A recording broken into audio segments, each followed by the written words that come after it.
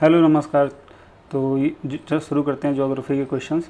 Question number पहला देखते हैं। सागर तल जो धीरे धीरे कम हो जाता है और किसी महाद्वीप को घेरता है क्या कहलाता है? तो बताइए इसका आंसर क्या होगा। इसका आंसर होगा महाद्वीपी शेल्फ। ठीक है, जैसे महाद्वीपी शेल्फ होते हैं उनको मग्न तट भी बोला जाता है। अगर कहीं पे ये लिखा हो मग्न तट तो इसका ये भी आंसर होगा। ठीक है, अगला क्वेश्चन देखते हैं।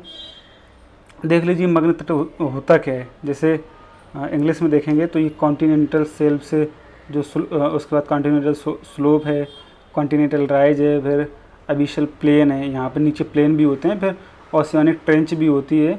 ठीक है, फिर उसके बाद में सबमरीन रेंज भी होती है। यहाँ पे इस तरीके के ऊपर नीचे का पार्ट होता है। अब हिंदी में इसको यहाँ से देखते हैं। तो ये देखिए महाद्वीप जो निमग्न तट है ये वाला पोर्शन है महाद्वीपी। उसके बाद में फिर हल्की सी ढाल आती है, फिर महाद्वीप उत्प्लावन आता है और महासागरीय नितल मैदान आता है। फिर यहाँ से भी आप समझ सकते हैं। ठीक है, क्वेश्चन का तो इम्पोर्टेंट क्वेश्चन है। इसमें जो भी अब क्वेश्चन आएगा या नितल पहाड़ियाँ भी बोलेंगे जो एबिशल हिल की बात कर रहे थे, या कैन्यान भी बोल लेंगे जलमग्न गर्त। ठीक है, अगला क्वेश्चन देखते हैं। वह मृदा जल कौन सा है जो पौधों के लिए अति आवश्यक है? तो अब ये तो सभी को पता ही होगा लगभग।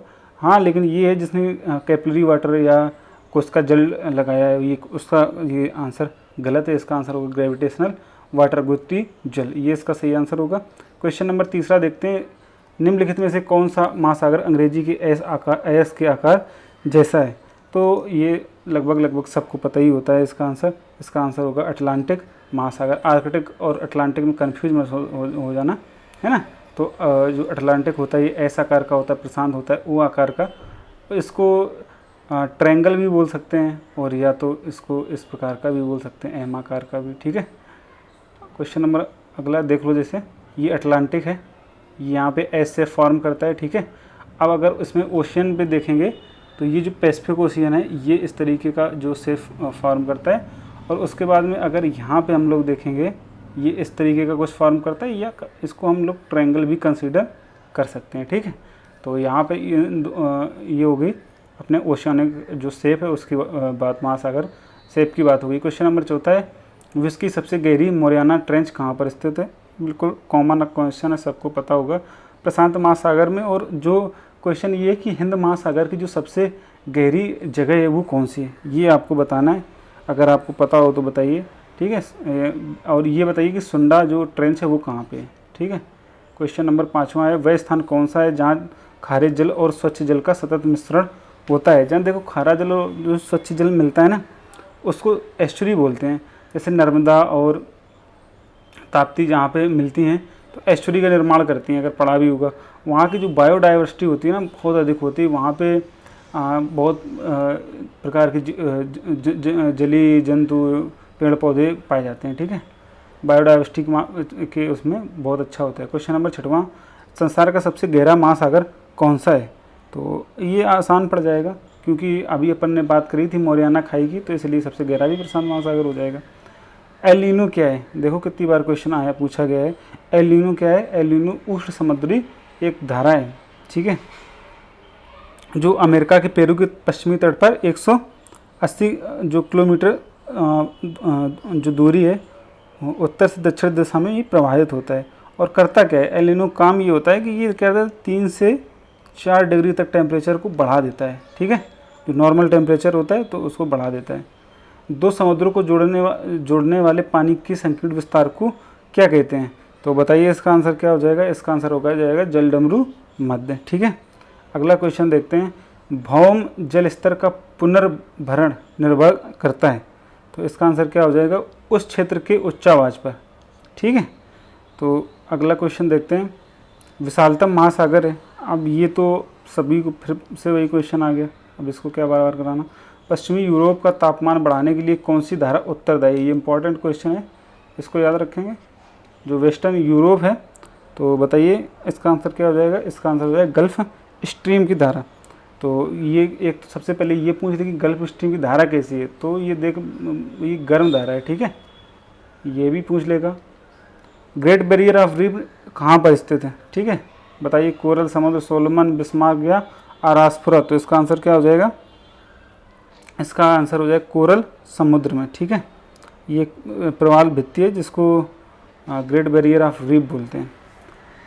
अब देखो सूचियों का निर्माण करना है, तब इसमें सूचियों का निर्माण कैसे होगा, इसका आंसर देखिए। और ये हमने ये डिस्कस भी किया है, अगर इससे पहले का अगर वीडियो आपने देखा होगा तो आप इसको आसानी से कर पा रहे होंगे इस क्वेश्चन को। तो देखिए ऑस्ट्रेलिया में क्या आता है, विली विली, समझ रहे हो। अब देखो ए का 2, तो अब देखो 1 के 2 किसमें, इसमें, तो ये 2 3 4 1, बाकी इसको मिला लो तो चीन का क्या हो जाएगा, टाइफून हो जाएगा। ठीक है, वेस्ट इंडीज का मिस्ट्रल हो जाएगा और फ्रांस का हरिकेन हो जाएगा। ओके, क्वेश्चन नंबर 14, निम्न में से कौन सी ज्वारनद बनाती है।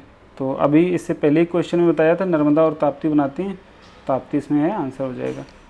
क्वेश्चन नंबर 15, निम्नलिखित में से कौन सी शीतल महासागर धारा है। कोल्ड इसमें जो करंट पूछ रहा है, तो ठंडी धारा कौन सी है, तो इसका आंसर क्या हो जाएगा, इसका हो जाएगा कनारी की धारा। ठीक है, जो उत्तरी अफ्रीका है ना, पश्चिमी तट पर तट के सहारे जो मडेरिया तथा केप वर्ड के बीच में प्रवाहित होती है। ठीक, थोड़ा सा याद रखना। संसार के स्वच्छ जल का कितना प्रतिशत हिमानी बर्फ के रूप में भंडारित है। तो जो जब स्वच्छ जल होता है कितने प्रतिशत हिमानी बर्फ के रूप में भंडारित है, तो बताइए इसका आंसर क्या हो जाएगा, इसका आंसर हो जाएगा 70%। ठीक है, इम्पोर्टेंट कर लेना। क्वेश्चन नंबर 17 है, प्रवाल भित्तियाँ समुद्री प्रतिरूप हैं, तो बताइए इसका आंसर क्या होगा, इसका आंसर होगा उष्णकटिबंधीय वर्षा वनों का।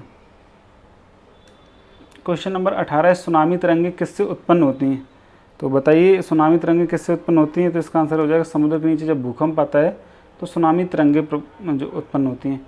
सागर तट की ओर जाने वाली तरंग क्या कहते हैं, तो इसका आंसर क्या हो जाएगा, इसका आंसर हो जाएगा सुनामी। ठीक है, वैसे सुनामी ऐसे लिखते हैं। ठीक है, अगला क्वेश्चन देखते हैं। क्वेश्चन नंबर 20, जलडमरू मध्य स्ट्रेट से क्या अभिप्राय है, तो पढ़िए इसके ऑप्शन और बताइए आंसर क्या होगा।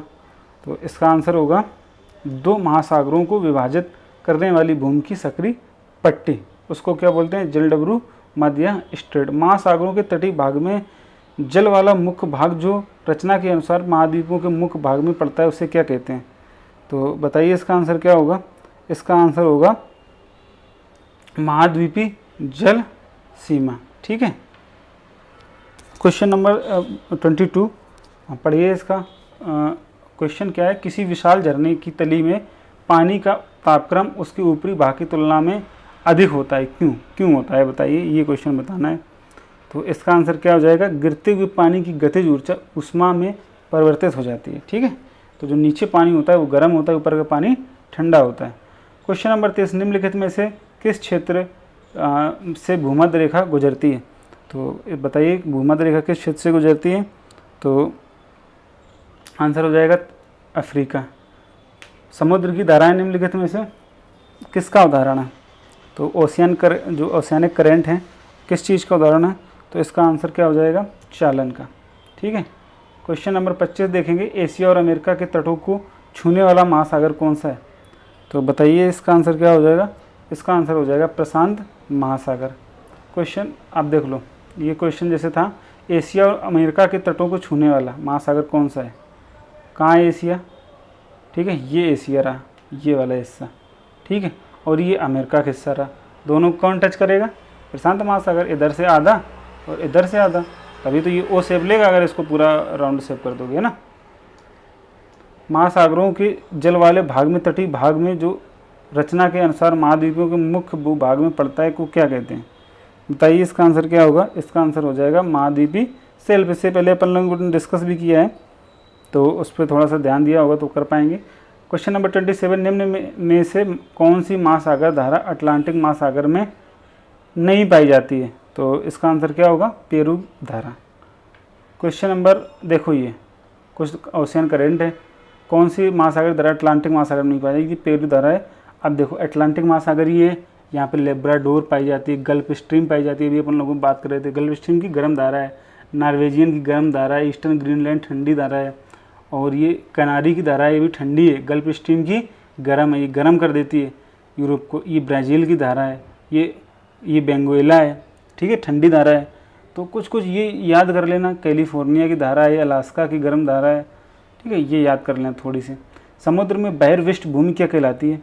तो बताइए इसका आंसर क्या होगा? इसका आंसर हो जाएगा प्रायद्वीप बोलते हैं। बहिर्विष्टि जो भूमि होती है उसको प्रायद्वीप बोलते हैं। जल चक्र का अभिप्राय किससे है? तो जल चक्र का अभिप्राय किससे है? जल का महासागर से पृथ्वी की ओर और पुनः महासागर की ओर निरंतर संचलन, इसको क्या बोलते हैं? जल चक्र। विश्व का सबसे बड़ा डेल्टा कौन सा है? तो ये बच्चे को पता है, ठीक है।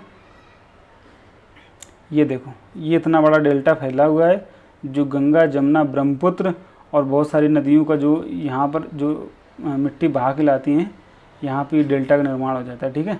इसकी ओवरऑल आकृति देखोगे तो थोड़ी सी इस तरीके की है। यहाँ पर देखो, ये जैसे जंगली बहुत जहरीले सांप भी पाए जाते हैं ऐसे, ठीक है, ये सांप है। और खारे पानी के सबसे बड़े मगरमच्छ भी पाए जाते हैं, बहुत बड़े बड़े क्रोकोडाइल। जैसे मगरमच्छ समुद्र में नहीं पाए जाते हैं, लेकिन खारे पानी के सबसे बड़े मगरमच्छ यहीं पे पाए जाते हैं, याद रखना है इसको। और यहाँ पर सुंदरी ट्री भी पाए जाते हैं, यानी बायोडाइवर्सिटी बहुत ही ज़्यादा है और बहुत ही खतरनाक टाइप का जंगल है। और दुनिया के जो सबसे खतरनाक जंतु यानी कि टाइगर यानी बाघ यहाँ इसी के अंदर कंजर्व करके रखे गए हैं, ठीक है। प्रशांत महासागर में अंध महासागर को जोड़ने वाली नहर कौन सी है? तो बताइए इसका आंसर क्या होगा? इसका आंसर होगा पनामा। प्रशांत महासागर को अंध महासागर से, ठीक है। ये देखो, ये पनामा है, ये कैरेबियन सी आपका इधर पड़ेगा, ठीक है, ये पैसिफिक ओशियन पड़ेगा और ये रही पनामा। थोड़ा डिटेल में देखना है तो ये देख लो, ये अटलांटिक ओशियन है, ठीक है, ये पैसिफिक ओशियन है, यही बात कर रहे थे ना। और ये रही अपनी नहर, कनेक्ट कर जाती है, समझ गए। अगला क्वेश्चन देखते हैं। लाल सागर और भूमध्य सागर को जोड़ने वाला जल डमरू मध्य है।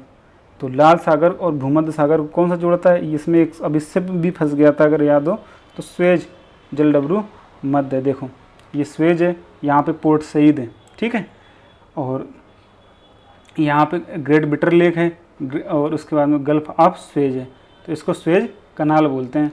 अब देखो उसको थोड़ा सा भूमध्य सागर को लाल सागर से कनेक्ट कर रहा है और ये जो है ये स्वेज नहर है, समझ में आया।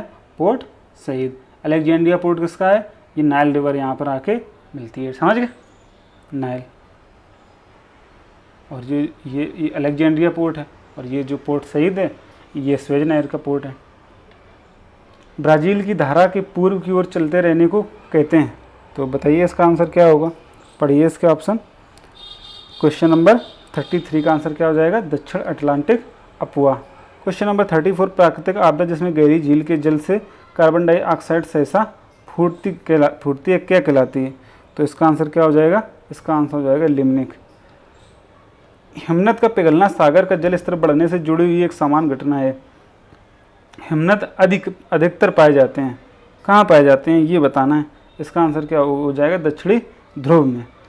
तो अगला क्वेश्चन है सारगैसो समुद्र किस महासागर में स्थित है? देखो सारगैसो कोई समुद्र नहीं है, ये सारगैसो एक प्रकार की घास है जो क्या होता है अटलांटिक महासागर में बहुत सारी घासें जैसे करके इकट्ठा हो जाती है, ठीक है, तो उसको सारगैसो समुद्र का नाम दे देते हैं। बाकी अटलांटिक ओशियन में ही ये होता है। देखो जैसे ये है अटलांटिक सी, तो अटलांटिक में सारगैसो नाम का ऐसा क्षेत्र हो जाता है और इस प्रकार की कुछ ऐसी घास हमको देखने को मिलती है, बहुत खतरनाक टाइप की है ना, तो इसको सारगैसो सी बोल देते हैं। इस वाले क्षेत्र को देखो लिखा है सारगैसो सी।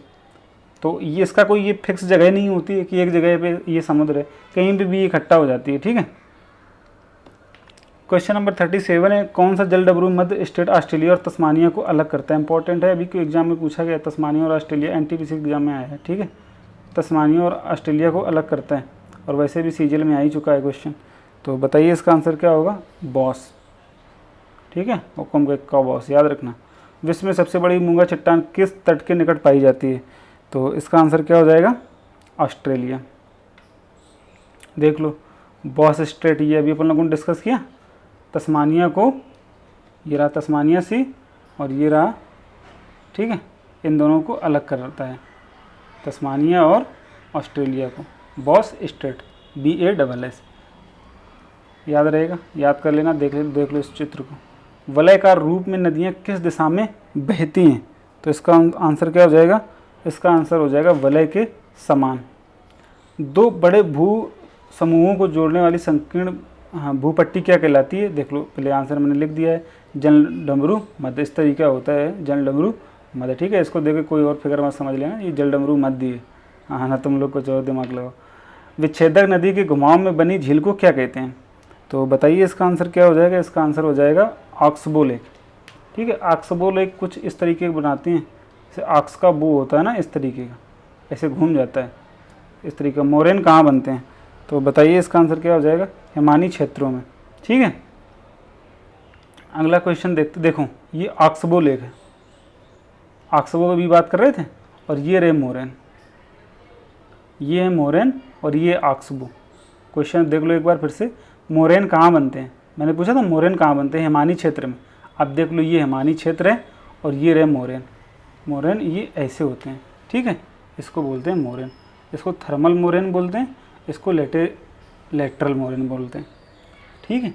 टर्मिनल मोरेन जो नीचे होता है और ये ऊपर होता है। और उससे ऊपर वाला क्वेश्चन था, विच्छेदक नदी के घुमाव में बनी झील को क्या कहते हैं? तो ऑक्सबो झील, ये ऑक्सबो झील है। ये धीरे धीरे यहाँ की मिट्टी कटते कटते यहाँ पे एक झील बन जाएगी, समझ गए, ठीक है। तो जो अपने क्वेश्चन 42 हो गए, आप चेक करिए 42 में मेरी उम्मीद है कि कम से कम आपके 35 और 36 क्वेश्चन सही हुए होंगे, ठीक है। मिलते हैं अगली क्लास में। Thank you so much.